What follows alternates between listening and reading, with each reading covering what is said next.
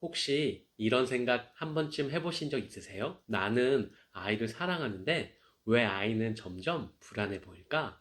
공부도 중요하지만 아이 마음이 먼저 무너질까 봐. 그게 더 무섭다. 저는 45개월, 17개월 두 아이의 아빠입니다. 하루에도 수십 번씩 아이에게 말을 건네고 또 수십 번씩 후회합니다. 아, 방금 그 말 다르게 했어야 했는데. 이 영상 보시는 분들 중에도 지금 이 순간 아이 재우고 혼자 조용히 앉아 이런 생각하고 계신 분 분명 계실 거예요. 내가 아이를 망치고 있는 건 아닐까? 우리는 아이가 말을 안 듣거나 예민해지면 이렇게 생각합니다. 성격이 예민한가? 기질이 까다로운가? 요즘 애들은 원래 그런가? 그런데요, 진짜 문제는 아이가 아니라 아이에게 매일 들려주는 말의 환경일 수 있습니다. 같은 상황에서도 어떤 아이는 넘어져도 다시 일어나고, 어떤 아이는 작은 실패에도 자기 자신을 미워합니다. 이 차이, 지능 때문도 아니고 집안 형편 때문도 아닙니다. 부모의 말습관 차이입니다. 얼마 전 제 채널을 보시던 한 할머니가 이런 댓글을 남기셨어요. 손주가 넘어졌는데 저도 모르게 아이고 또 넘어졌네 라고 했어요. 그 순간 아이 얼굴이 굳더군요. 그 할머니는 그날 밤 혼자 많이 우셨다고 하셨습니다. 내 말 한마디가 아이 마음을 다치게 했을까봐.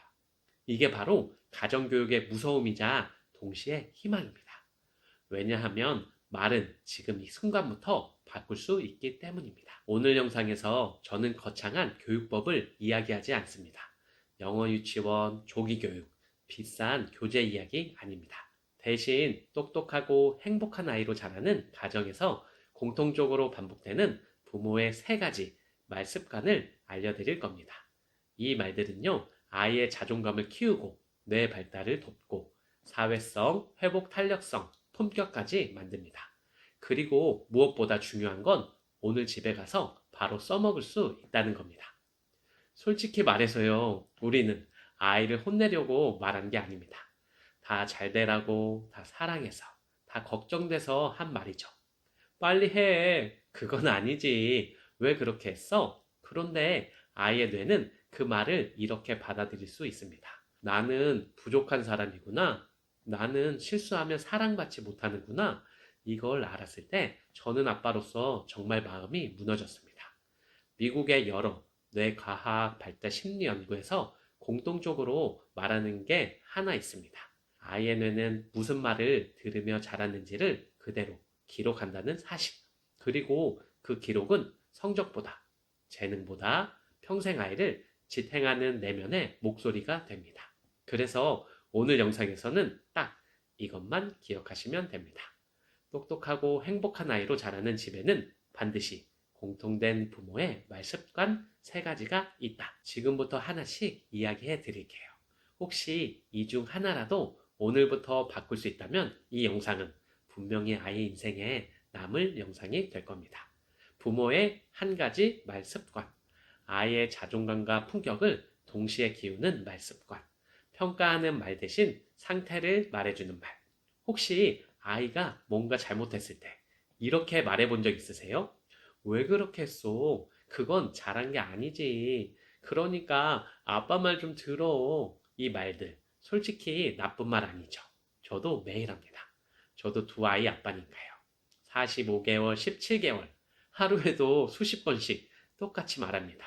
그런데요, 이 말들이 아이의 자존감을 조금씩 아주 조용히 깎아내린다는 사실 알고 계셨나요? 부모는 이렇게 생각합니다. 행동만 지적했지 아이를 비난한 건 아니야. 그런데 아이의 뇌는 다르게 받아들입니다. 미국 한 대학의 아동 발달 연구에서 이런 결과가 나옵니다. 아이들은 행동 평가와 존재 평가를 구분하는 능력이 아직 충분히 발달하지 않았다. 그래서 왜 그랬어? 라는 말이 아이에게는 이렇게 들릴 수도 있습니다. 나는 문제 있는 아이구나. 나는 실수하면 가치 없는 사람이구나. 이게 반복되면 아이 마음속에는 이런 목소리가 자리 잡습니다. 나는 항상 부족해. 제 지인 중에 아주 똑똑한 아이를 키우는 아빠가 있어요. 말도 잘 듣고 문제없어 보였어요. 그런데 어느 날 아이가 유치원에서 아무 말도 안 하기 시작했습니다. 검사 결과 병은 아니었어요. 상담 중에 아이가 조용히 이런 말을 했대요. 틀린 말 하면 혼날까 봐요.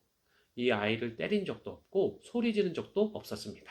다만 항상 평가하는 말 속에서 자란 아이였어요. 여기서 부모의 첫 번째 말 습관이 나옵니다. 평가하는 말 대신 아이의 상태를 말해주는 말. 예를 들어 볼게요. 왜 또 울어?가 아니라 지금 많이 속상했구나. 그렇게 하면 안 되지.가 아니라 지금 화가 너무 커진 것 같아. 그건 잘못했어가 아니라 이 행동 때문에 친구가 아팠겠다. 이 차이 느껴지세요? 미국 대학원의 연구에서 공통적으로 강조하는 개념이 있습니다.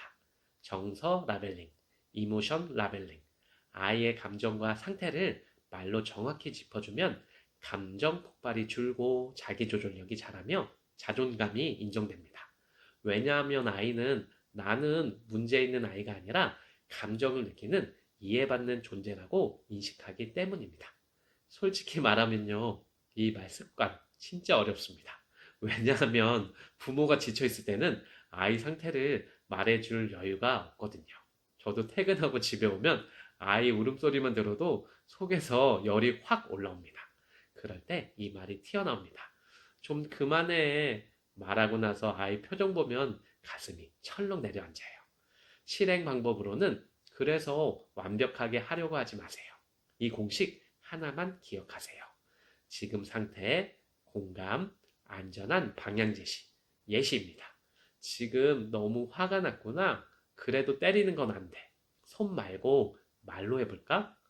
지금 속상해서 울고 싶은 거구나. 엄마가 옆에 있어. 이 말 한마디가 아이에게 이렇게 남습니다. 나는 감정이 있어도 괜찮은 사람이구나. 자존감 높은 아이는 칭찬을 많이 받은 아이가 아닙니다.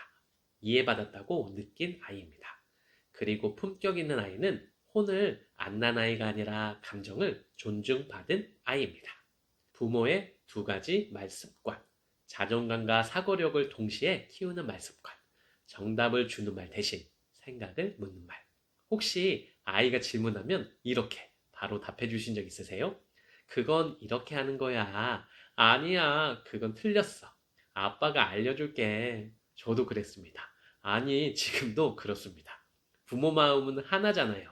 빨리 알려주고 싶고, 실수 안 하게 해주고 싶고, 답답해서 대신 해주고 싶고. 그런데요, 이 말습관이 반복되면 아이에게 아주 조용한 변화가 생깁니다. 처음엔 이건 왜 그래? 저건 뭐야? 질문이 넘치던 아이가 어느 순간부터 조용해집니다. 부모는 이렇게 생각합니다. 이제 다 아나 보다. 성격이 차분해졌네. 하지만 실제로는 미국 교육대학원 연구에서 이렇게 말합니다. 아이의 질문 감소는 호기심 감소가 아니라 생각해도 소용없다는 학습 결과일 수 있다. 아이 마음속에는 이런 말이 쌓입니다. 어차피 답은 어른이 정해. 내 생각은 중요하지 않아. 제가 상담에서 자주 듣는 말이 있어요. 우리 아이는 참 말 잘 들어요. 시켜야만 해요. 자기 의견이 없어요. 그 아이들 특징이 뭔지 아세요? 틀릴까봐 생각을 꺼내지 않습니다. 왜냐하면 과거에 이렇게 배웠거든요. 아니야, 그건 아니고, 그렇게 하면 안 돼. 그래서 자존감과 품격을 키우는 두 번째 말습관은 이겁니다. 정답을 말해주지 말고 생각을 묻는 말로 바꾼다. 예를 들어 볼게요. 이렇게 해야지가 아니라 너는 어떻게 하고 싶어? 그건 틀렸어가 아니라 왜 그렇게 생각했어? 아빠 말 들어가 아니라 내 생각도 듣고 싶어. 이 말 하나가 아이의 뇌를 켜는 스위치가 됩니다. 미국 대학 연구에 따르면 아이에게 열린 질문을 자주 던져준 부모의 아이는 문제 해결력, 언어 지능, 자기 효능감이 모두 유의미하게 높았습니다. 왜냐하면 아이 뇌는 답을 들을 때보다 생각을 말할 때 훨씬 더 활성화되기 때문입니다. 솔직히 말하면요, 부모가 답부터 말하는 이유는 아이 때문이 아닙니다. 시간이 없어서, 기다릴 여유가 없어서, 틀릴까봐 불안해서, 특히 할머니, 할아버지 시청자분들, 아이고, 그거 아니야. 내가 해줄게. 이 말 사랑이어서 나옵니다. 진짜로요. 바로 쓸 수 있는 세 문장 질문으로는 어렵게 생각하지 마세요. 이 세 문장 기억하세요. 너는 어떻게 생각해? 왜 그렇게 느꼈을까? 다른 방법도 있을까? 아이가 엉뚱한 답을 해도 고치지 마세요. 대신 이렇게 말해보세요. 그렇게 생각할 수도 있겠네. 그 생각 흥미롭다. 이 말이 아이에게 이런 메시지를 줍니다. 내 생각은 말해도 되는 거구나. 품격 있는 아이는 말을 잘하는 아이가 아닙니다. 자기 생각을 존중받아본 아이입니다.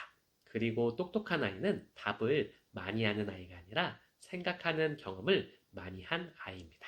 부모의 세 가지 말습관, 자존감과 품격을 완성하는 마지막 한마디, 비교하는 말 대신 존재를 인정하는 말. 혹시 이런 말 한 번쯤 해보셨죠? 형은 잘하는데 왜 너는 못해? 다른 애들은 다 하는데 누나는 안 그랬어. 이 말, 화내서 한 말 아닙니다. 아이를 잘 되게 하고 싶어서 한 말이죠. 저도 그랬습니다. 두 아이를 키우다 보니 자꾸 비교가 입에 붙습니다. 그런데요, 이 말이 반복되면 아이 마음에 이런 문장이 남습니다. 나는 있는 그대로는 부족한 사람이구나. 부모들은 종종 이렇게 믿습니다.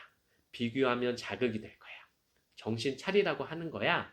하지만 미국 한 대학의 아동발달 연구에 따르면 비교 언어를 자주 들은 아이일수록 도전 회피, 열등감, 타인의식이 현저히 높아졌습니다. 왜냐하면 비교는 아이에게 목표가 아니라 위치를 알려주기 때문입니다. 나는 항상 아래에 있어. 아무리 해도 부족해. 상담에서 이런 이야기를 들었습니다. 우리 아이는 얌전해요. 말대꾸 안 해요. 시킨 대로만 해요. 그런데 아이가 혼자 있을 때 이런 말을 했대요. 나는 안 해도 돼. 어차피 나는 안 잘해. 부모는 몰랐습니다. 아이 마음속에서 이미 자기를 포기하고 있었다는 걸. 그래서 부모의 세 번째 말습관은 이겁니다. 비교를 멈추고 아이의 존재를 인정하는 말. 성과보다 결과보다 지금 이 아이 자체를 인정하는 말입니다. 미국 대학원 연구에 따르면 아이에게 너라서 좋아, 내가 있어서 고마워, 이런 말을 자주 들은 아이는 뇌 편도체, 불안 담당 활동이 낮아지고 전전두엽, 자기조절 판단 기능이 강화됩니다. 쉽게 말해 감정이 안정되고 충동이 줄고 스스로를 믿게 됩니다. 솔직히 말해볼게요. 비교는 아이를 위해서가 아니라 부모 자신의 불안에서 나옵니다. 혹시 뒤처지진 않을까? 이대로 괜찮을까? 특히 손주를 키우는 조부모님들. 우리 때는 다 이렇게 컸어. 그래도 남들만큼은 해야지. 그 마음 정말 이해합니다. 그 시대를 살아오셨으니까요. 실행 방법으로는 오늘부터 바꿔 말해보세요. 이 말들을 이렇게 바꿔보세요. 왜 너는 맨날 그래?가 아니라 너는 내 속도로 가도 괜찮아. 이것도 못해?가 아니라 이건 아직 연습 중이구나. 형 좀 보고 배워.가 아니라 너만의 장점이 있어. 이 말 한마디가 아이 마음에 이렇게 남습니다. 나는 비교 대상이 아니라 하나의 사람이다. 품격 있는 아이는 남을 이기는 아이가 아닙니다. 자기 자신을 부끄러워하지 않는 아이입니다. 그리고 그런 아이는 어른이 되어서도 남을 함부로 판단하지 않습니다. 왜냐하면 자신이 존중받아왔기 때문입니다. 언젠가 아이가 혼자 결정해야 할 순간이 옵니다. 그때 아이 머릿속에 들리는 목소리는 부모의 말입니다. 너라서 괜찮아. 실수해도 괜찮아. 내 존재는 소중해. 이 말을 아이 안에 남겨주세요. 그게 바로 똑똑하고 행복한 아이로 키우는 가정교육의 완성입니다. 이 영상이 이 말부터 바꿔야겠구나 느끼게 해드렸다면 지금 이 순간 이미 부모님의 가정은 아이에게 가장 안전한 배움의 공간입니다. 아이를 키우다 보면 우리는 자꾸 무언가를 가르치려는 사람이 됩니다. 더 잘하게, 더 빨리 가게, 뒤처지지 않게. 그런데 아이가 정말로 평생 기억하는 건 가르침이 아니라 자기를 바라보던 우리의 눈빛과 말 한마디입니다. 너는 왜 그래가 아니라 너라서 괜찮아. 다른 애들은 다 하는 데가 아니라 내 속도로 가도 돼. 이 말 한마디가 아이 마음에 평생 남아 힘들 때마다 아이를 다시 일으켜 세웁니다. 부모의 말은 지나가는 말이 아니라 아이 안에 평생 살아있는 목소리가 됩니다. 언젠가 아무도 곁에 없을 때 아이가 자기 자신에게 건네는 말, 그 말이 오늘 우리가 아이에게 해준 말이길 바랍니다. 지금 이 순간 아이를 바라보는 그 따뜻한 마음만으로도 당신은 이미 아주 좋은 부모입니다. 오늘 이 영상을 끝까지 보신 건 아이보다 먼저 당신 자신을 지키기 위해서였을지도 모릅니다. 함께 가요. 아이도 부모도 조금 덜 아프고 조금 더 행복한 방향으로. 감사합니다.